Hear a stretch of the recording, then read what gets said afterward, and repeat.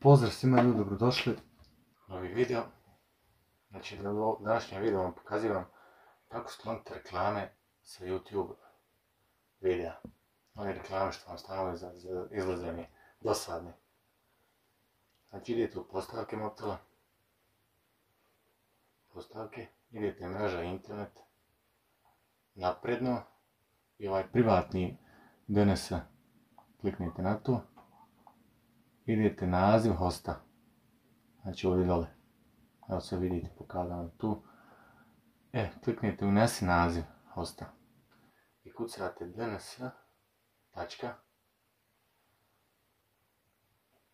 ad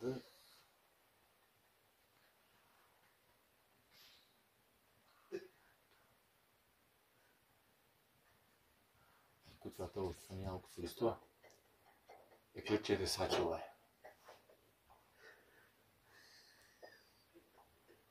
To je to. Kad kliknete sačuvaj, neće vam više iskakati reklame na onom YouTube-u. I nervirat se bez veze. Znači to je to. Prosto, lagano. Pokušajte.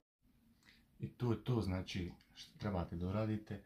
Sljedeće što trebate doradite da subscribe se na kanal, lajkujte ovaj video. Idemo do 2000 subscribera. To je to. Ćao.